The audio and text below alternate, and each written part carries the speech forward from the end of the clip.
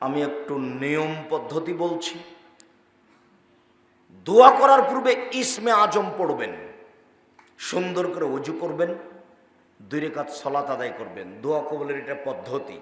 যারা বিপদে পড়েছে তারা 2 রাকাত সালাত আদায় করে আল্লাহকে বলেছে, তখন এটা কবুল হয়ে গেছে। সুন্দর করে ওযু করবেন, 2 রাকাত সালাত আদায় করবেন। 2 রাকাত সালাত আদায় করার পরে সালাম ফিরে 2-1টা তাসবিহ তাহলিল করবেন। তারপর হাত উঠিয়ে প্রথমে বলবেন ইসমে আজম, আল্লাহুম্মা ইন্নী আসআলুকা বিআন্নাকা আনতাল্লাহ। আল্লাহ, তোমার কাছে এই জন্য চাচ্ছি যে তুমি আল্লাহ, তুমি আল্লাহ, এই জন্যই তো চাচ্ছি। আনতাল আহাদুস সামাদুল্লাযী লাম ইয়ালিদ ওয়া লাম ইউলাদ ওয়া লাম ইয়াকুল লাহু কুফুয়ান আহাদ। তুমি একক, নিরপেক্ষ, মুখাপেক্ষীহীন।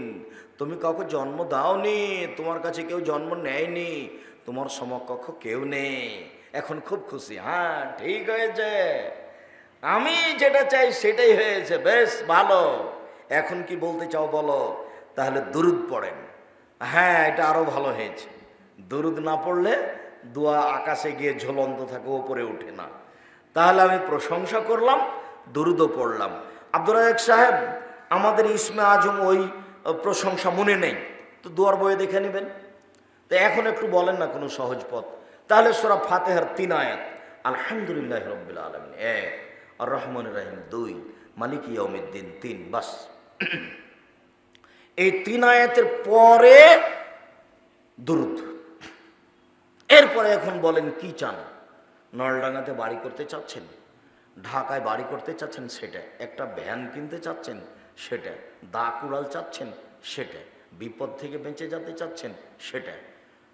কিছুই যদি না পারেন তো বলেন না, হাত তুলে আল্লাহ আমার বাপকে ক্ষমা করে দাও, আমার দাদাদিকে ক্ষমা করে দাও। এটা বলতে হবে কান্নাকাটি ভাব নিয়ে।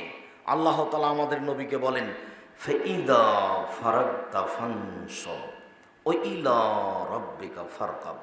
মুহাম্মদ সাল্লাল্লাহু আলাইহি সাল্লাম, আপনি যখন দুনিয়াবি কাজ থেকে অবসর হবেন তখন আপনি কঠোর শ্রমে আত্মনিয়োগ করুন। আর আপনি যেটা আমাকে বলবেন সেটা বিনয়ের সাথে কান্নাকাটি করে বলুন। ওটা একাই বলতে হবে, ঘরে যেন কেউ না থাকে। আপনি কান্নাকাটি করে হাত তুলে বলতে যাচ্ছেন, কেউ ঘরে ঢুকে গেছে, তখন আপনাকে একটু কেমন কেমন লাগবে, তখন আপনার পরিবেশটা ভেঙে যাবে। যার জন্য ভিতর থেকে দরজা লাগিয়ে দিবেন। আপনি এক ঘরে, আপনার স্ত্রী এক ঘরে, 2 জন চলবে পাল্লা ইবাদতে। এইভাবে আর দিন কাটায়েন না। এসার পরে ঘুমিয়ে যেতে হবে, রাতকে মূল্যায়ন করতে হবে। অনুরোধ থাকলো। আল্লাহ তাআলা আনহু বলেন, রাসূল সাল্লাল্লাহু আলাইহি সাল্লাম বলেছেন, ইস্তাজাবু লিল আবদ মা ইয়াদুবি ইসমিনাল্লাহ কাতিয়াতির রাহিমিন ওয়ালাম ইস্তিজাল। 3টা কারণে দোয়া কবুল হয় না, বাকি হবে। এবার কিন্তু নিয়ম কিছু হচ্ছে। 3টা কারণে দোয়া কবুল হয় না, বাকি হবে।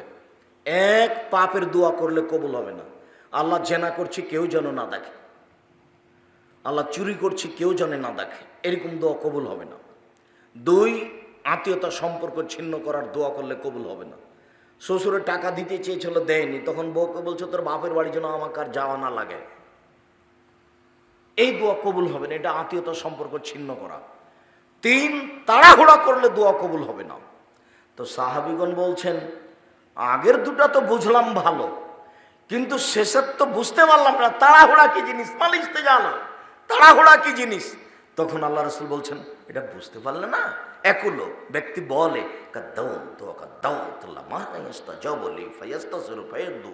ও বলে দোয়া করেছি, দোয়া করলাম, কত দোয়া করলাম, কই দোয়া কবুল হয় না, তারপরে অলস হয়ে যায়, তারপরে দোয়া ছেড়ে দেয়।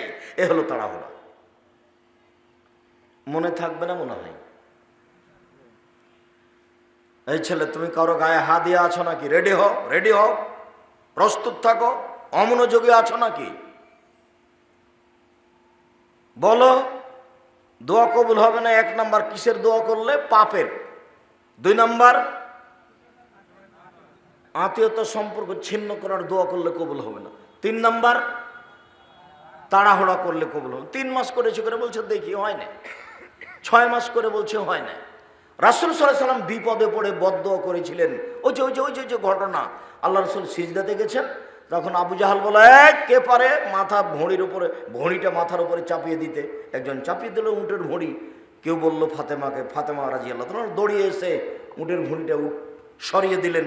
আল্লাহ রাসূল উঠে বদ্দুয়া করলেন, আল্লাহ ওতবা সাইবা ওয়ালিদ বিন মুগীরা এদেরকে তুমি ধ্বংস করো।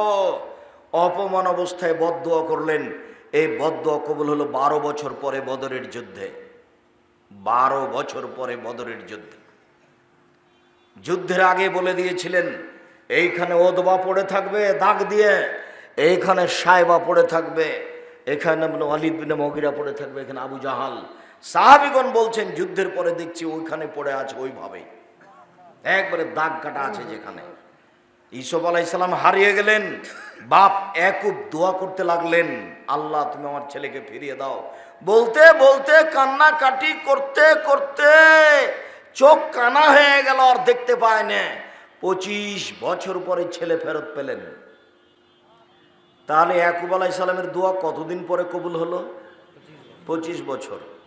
আর মুহাম্মদ সাল্লাল্লাহু আলাইহি সাল্লামের দোয়া কতদিন পরে কবুল হলো? আর আমি তাড়াহুড়া কয়দিন পরে করলাম? 3 মাস নয় 3 দিন। এইটা খুব মনে থাকে যেন, আপনার জন্যই বলছি, আপনার জন্যই বলছি। রাসূল সাল্লাল্লাহু আলাইহি সাল্লাম বলেন, সিনফান মিন আহলিন নার লা মারাহুমা, 2 শ্রেণীর মানুষ জাহান্নামে যাবে আমি তাদের দেখিনি। 2 শ্রেণীর মানুষ জাহান্নামে যাবে আমি তাদের দেখিনি। এক শ্রেণীর মানুষ তাদের হাতে থাকবে লাঠি, গাভীর লেজের মতো, এদের বয়বান নাস তাদের মানুষকে মারবে। লাঠির একদিক হবে মোটা, একদিক হবে চিকন, এই লাঠি দিয়ে তারা মানুষকে মারবে, এরা জাহান্নামে যাবে আমি তাদের দেখিনি। 2 নিশাউন মহিলা, কাসিয়াতুন কাপড় পরে থাকে, আরিয়াতুন উলঙ্গ, মমিলাতুন পুরুষকে নিজের দিকে আকৃষ্ট করে, মায়লাতুন নিজেরা আকৃষ্ট হয়, লায়াত খোলাল জান্নাহ এরা জান্নাতে যাবে না। জান্নাতে তো যাবে না, যাবেই না। ওয়ালা ইয়াজিদনা রিহাহা জান্নাতের গন্ধ পাবে না। ফাইনা রিহাহা লা তুজাদু মিন মাসিরাতি কাদা ওয়া কাদা, যে জান্নাতের গন্ধ 1 বছরের দূরত্ব পথ থেকে পাওয়া যায়, এটা জান্নাত। এখানে একটা ঘোড়া দৌড়াতে লাগলো, এখান থেকে 1 বছর দৌড়িয়ে যত পথ যাবে ওর মাথায় যদি আপনি দাঁড়ান তাহলে জান্নাতের গন্ধ আপনি পাবেন, কিন্তু এই সব মেয়ে জান্নাতের গন্ধও পাবে না। আবার দেখেন নিসাউন মহিলা, আপনার বইয়ের সাথে আপনার মেয়ের সাথে মিল খায় কিনা? উপস্থিত বৈঠকের মুসলিম বোন গল্প করছেন কেন? এই মেয়ে গল্প করছো কেন? তোমার জন্য তো বলছি আমি কথা। উপস্থিত বৈঠকের মুসলিম বোন, আপনাকে আমি তো গল্প করতে নিষেধ করলাম যে একজন মহিলা যদি আপনার গায়ের ওপর দিয়ে দিক থেকে ওদিকে চলে যেত আপনি মুখ খুলবেন না। যা করছে করুক, আপনি মুখ খুলবেন না, তাহলে আপনি আমার কথা ধরতে পারবেন। নিসাউন মহিলা, কাসিয়াতুন কাপড় পরে থাকে, আরিয়াতুন উলঙ্গ। নেন, কাপড় পরে উলঙ্গ হয় এ কথা আমি বলিনি, এ কথা মুহাম্মদ সাল্লাল্লাহু আলাইহি সাল্লাম বলছে। এটা তো আমার মুখের ভাষা নয়, এটা মুহাম্মদ সাল্লাল্লাহু আলাইহি সাল্লামের মুখের ভাষা। ব্লাউজটা এই পর্যন্ত আছে সবই ফাঁকা, ব্লাউজটা নাভি পর্যন্ত আছে, নিচে সবই ফাঁকা, শাড়ি হাঁটু পর্যন্ত আছে সবই ফাঁকা। তারপরে স্কুল কলেজে যারা পড়ছে তাদের তো আল্লাহর হস্তে মাথায় কাপড় দেওয়া লাগে না, সেটা আপনার চোখের সামনে। আপনি নাকি বাপ, আপনার মতো বাপ বেঁচে থাকার চেয়ে মরে যাওয়া ভালো। কতদিন আপনাকে আমি বললাম, আর কতদিন আপনাকে আমি শোনালাম আয়েশা রাদিয়াল্লাহু তাআলা আনহার ঘটনা। আয়েশা রাদিয়াল্লাহু তাআলা আনহা বলছেন যে আমার হার হারিয়ে গেল, হঠাৎ করে হার খুঁজে পায় না, হার খুঁজে পায় না। তো জনগণ আমার আব্বার কাছে আসলো, এসে বললো যে আয়েশা জনগণকে আটকে দিয়েছে, এখানে পানি নাই, অজু করতে পারি না, যেতে পারি না, হার খুঁজে পায় না। তখন আবু বকর সিদ্দিক, আয়েশা বলছেন আবু বকর সিদ্দিক রাদিয়াল্লাহু তাআলা আসলেন, আমার কোমরের উপরে এত জোরে কিল মারলেন যে আমার স্বামী আমার উরু রানের উপরে মাথা দিয়ে ঘুমিয়েছিলেন। যদি মাথা দিয়ে না ঘুমাতেন তাহলে আমি মায়ের কারণে দূরে সরে যেতাম, এত জোরে তিনি মারলেন। সবচেয়ে বড় মানুষে মারলেন, ইনি হলেন আবু বকর সিদ্দিক রাদিয়াল্লাহু তাআলা। নবী রাসূল বাদ দিয়ে পৃথিবীতে সবচেয়ে বড় দামি মানুষ যাকে মারলেন তিনি হচ্ছেন আয়েশা রাদিয়াল্লাহু তাআলা আনহা, পৃথিবীতে সবচেয়ে দামি মহিলা। যার সামনে মারলেন তিনি হচ্ছেন মুহাম্মদ সাল্লাল্লাহু আলাইহি সাল্লাম জামাই। শুধু সামনে নয়, জামাই ওই সময়ে বেটির উরু রানের উপরে মাথা দিয়ে ঘুমিয়েছিলেন, এই সময় মেরে দিয়েছে। আপনি আর আমি তো মনে করবো একটা লজ্জাবোধের ব্যাপার, কেমনে যায়, যাওয়াই আমার আর আপনার সাহস হবে না। বুঝাতে পারলাম না মনে হয়?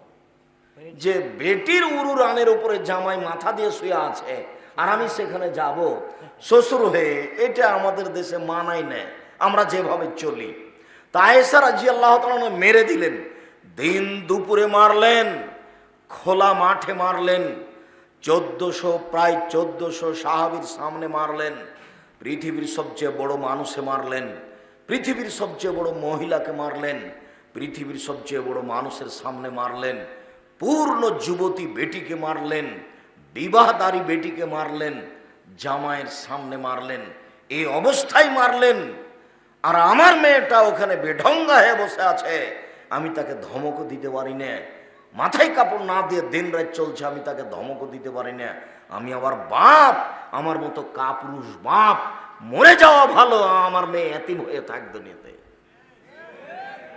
এতিমের লালন পালন করবে যারা, তারাই করুক, আমি আর বাপ হিসেবে বেঁচে থেকে কি হবে? জামিয়া সালাফে 305 জন এতিম আছে, না হয় এটা দিয়ে দেবো, আপনার প্রয়োজন নাই বেঁচে থাকার। আর বাঁচলে এই যে বাপ দেখেছেন, বাপ কাকে বলে, এই যে দেখালাম আপনাকে, হাদিস বুখারী মুসলিম, একাধিকবার এসেছে বুখারী মুসলিমে, একাধিকবার।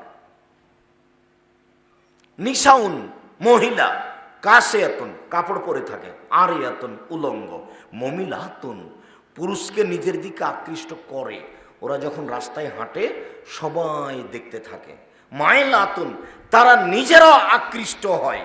বাড়িতে ছিল ভালোই ছিল, এখন সম্মেলনে আসছে, জালসায় আসছে, রাস্তায় হাঁটছে, একবার এইদিকে যাচ্ছে, একবার ওইদিকে যাচ্ছে, একবার মাথার চুল নাড়ছে, একবার মুখের ভাঁজ করছে, কেন জানি কেমন কেমন করে, কেন জানি আনছান আনছান করে। তার মানে ওর স্বভাব পরিবর্তন হয়ে গেছে, ও লজ্জা করে না, ওর শরম নয়, ওর লজ্জা নয়, ওর ইতস্তবোধ নয়, ওর বোধোদয় নয়, ওর বোধগম্য নয়। ওর উচিত ছিল রাস্তার এক পাশ দিয়ে নিচু হয়ে হেঁটে আসা। আপনার ফুফুকে আপনি আনতে যাননি, ওই যে অনেক দিন আগে আপনার ফুফুর বাড়ি থেকে আসছিলেন, তখন যখন রাস্তায় সামনে লোক পড়তো, তখন আপনার ফুফু কেমন হয়ে দাঁড়াতো? রাস্তার এক পাশে দাঁড়াতো না? মনে পড়ে না মনে হয়? বড় চাদর গায়ে দিয়ে ফুফু রাস্তার একদিকে দাঁড়িয়ে গেলেন, রাস্তা দিয়ে লোকটা যখন চলে গেল, তখন আপনার ফুফু আবার আসতে লাগলেন। তাদের রুজি হয়নি, তারা দুনিয়াতে ছিল না। কেন আপনার স্ত্রী এইভাবে চলে আসছে? কেন আপনার স্বভাব এমন হলো? দেখেন, এইভাবে জীবিকা নির্বাহ করিয়েন না, ভুল হচ্ছে। দেখেন ভুল হচ্ছে, দেখেন ভুল হচ্ছে। নীতি, স্বভাব, নিয়ম পরিবর্তন করেন, নইলে জাহান্নাম অপেক্ষা করছে। মন মতো চলে যে সেই জাহান্নামে যাবে, ইচ্ছা মতো চলে যে সেই জাহান্নামে যাবে। রাসূল সাল্লাল্লাহু আলাইহি ওয়াসাল্লাম বলছেন, হুজবাতিন নার বিশাহওয়াত, মনের ইচ্ছা দিয়ে জাহান্নাম ঘেরা আছে, প্রবৃত্তি দিয়ে জাহান্নাম ঘেরা আছে। নিয়ম, নীতি, কষ্ট, ক্লেশ, ত্যাগ, তিতিক্ষা, অনেক কিছু দিয়ে জান্নাত ঘেরা আছে। বুখারী মুসলিম। জান্নাত পাওয়া টাফ ব্যাপার, জাহান্নাম সহজে পাওয়া যায়। দাড়ি চাঁচে যে মন মতো চলে সে, টাকনুর নিচে প্যান্ট পরে যে মন মতো চলে সে, মন মতো চলে যে জাহান্নামে যাবে সে। দোকানে বসে আড্ডা পিটে যে ল্যাংটা মেয়ে দেখে, দোকানে টিভিতে ল্যাংটা মেয়ে নাচছে, মাথায় টুপি আছে, ঘন্টার ঘন্টা বসে আছে, ল্যাংটা মেয়েকে দেখে বেটা চক্ষু ঠান্ডা করে, কলিজা ঠান্ডা করে, ও জান্নাতে যেতে চায়, জান্নাতের মেয়ে ভোগ করবে। জান্নাতের মেয়ে অত সহজ? আল্লাহ তাআলা বলছেন জান্নাতের মহিলারা হচ্ছে, ওদের চক্ষু হবে লম্বা লম্বা, টানা টানা, ডাগর ডাগর চক্ষু। ওদের মাথার চুল হবে লম্বা লম্বা, কুচকুচে কোঁকড়া কোঁকড়া কালো চুল। ওদের বয়স হবে 15-16 বছরের মেয়েদের মতো। ওদের কোনোদিন পেশাব হবে না, ওদের কোনোদিন পায়খানা হবে না, ওদের কোনোদিন হায়েজ হবে না, ওদের কোনোদিন নাকে শিকান আসবে না, ওদের গায়ে কোনোদিন ময়লা হবে না, ওদের কাপড় কোনোদিন অপরিষ্কার হবে না। ওদেরকে দেখে মনে হবে ঝিনুকের মধ্যে লুকানো মুক্তা। ওদেরকে দেখে মনে হবে ঝিনুকের মধ্যে লুকানো মুক্তা। আল্লাহ তাআলা চ্যালেঞ্জ করে বলেন, পৃথিবীর মানুষ শুনে রেখো, লামিয়াতমুসহুন্না ইনসুন কাবলা ওয়ালা জান, এত সম্মান দিয়ে আমি তাদেরকে রেখেছি, জিন কোনোদিন তাদের স্পর্শ করেনি, মানুষ কোনোদিন তাদের স্পর্শ করেনি। ওদেরকে আমি ঢেকে রেখেছি তোমাদের জন্য। জান্নাতের এই মেয়ে ভোগ করতে চান? ওই আস্কারা মাস্কারা পরানো মেয়ে, ল্যাংটা মেয়েকে দেখে, যে মেয়ে একেবারে জাহান্নামের দরজায় দাঁড়িয়ে আছে, সেই মেয়েকে দেখে চক্ষু ঠান্ডা করে, কলিজা ঠান্ডা করে আপনি জান্নাতে হিসাব করছেন? সহজ নয়। ওদেরকে ভোগ করার টাফ ব্যাপার। এই ছেলে, তোমাকে বলছি, তোমার মোবাইলে যেন আর কোনোদিন ল্যাংটা মেয়ে না নাচে। এই মেয়ে, তোমাকে বলছি, তোমার মোবাইল হাতেতে এখনই মোবাইল দেখে আস। তোমার বাপের একটু শরম হয় না? তোমার হাতে এত বড় মোবাইল কেন? তোমার বাপের বলে টাকা নাই, তো 10-20 হাজারের মোবাইল তোমার হাতে কেন? মানুষ তো, আমি কোটি কোটি টাকা মানুষের কাছে ভিক্ষা চাই রোজ, আমি একজন ভিক্ষুক, তা আমার কাছে একটা মোবাইল আছে, ওই যেগুলো বাটন টিপা লাগে সেটা, আর আমি শুধুমাত্র রিং হলে অন করতে পারি, আর কিছু পারি না। আপনার নামটা আমি সেভ করে রাখতে পারি না, আপনি যতই আশা করেন। আপনি অনেকদিন বলেছেন, আব্দুল রাজ্জাক সাহেব আমার নামটা একটু সেভ করেন, তো আমি তো সেভ করতে জানি না, আমি করবো কি করে? উপস্থিত বৈঠকের দিনই মুসলিম বোন, আপনাকেই বলছি, আপনার একটু লজ্জার দাবি করছি। নিজের উপকার করেন, জাতির ক্ষতি করিয়েন না। একটু লজ্জা করেন, একটু শরম করেন, একটু হায়া করেন, একটু লম্বা ব্লাউজ পরতে শিখেন, সালোয়ার কামিজ মেক্সি চাদর পরতে শিখেন। মানুষের ক্ষতি করিয়েন না, যুবকের ক্ষতি করিয়েন না। আর তুমি একটা মেয়ে মানুষ, তুমি এই মোবাইলে ল্যাংটা মেয়ে দেখো কি করে? তোমার কেন একটু লজ্জা হয় না, শরম হয় না কেন? তোমার মোবাইলে কেন দিন ল্যাংটা মেয়ে নাচে? যে না তুমি দেখো কেন? তুমি মেয়ে মানুষ। সম্মানিত দিনী ভাই বোন, আপনাকে বিনীতভাবে অনুরোধ জানাচ্ছি, এখান থেকে ফিরে আসেন। উপস্থিত বৈঠকের মুসলিম বোন, আপনাকে আমি নিরাশা করিনি, আশ্বস্ত করে যাচ্ছি। আপনি মনে রাখেন, 4টে কাজ করতে পারলে আপনি জান্নাতের সব দরজাতে ঢুকতে পারবেন, কোনো সমস্যা নেই। আপনাকে আমি নিরাশা করিনি, আপনি 4টে কাজ করতে পারলে জান্নাতের সব দরজাতে ঢুকতে পারবেন, কোনো সমস্যা নেই। 1, সালাত খামসাহা, 5 ওয়াক্ত সালাত আদায় করবেন, নামাজ পড়বেন। 2, সমাজ সাহারাহা, রমজান মাসের রোজা থাকবেন, এই যে চলে আসছে।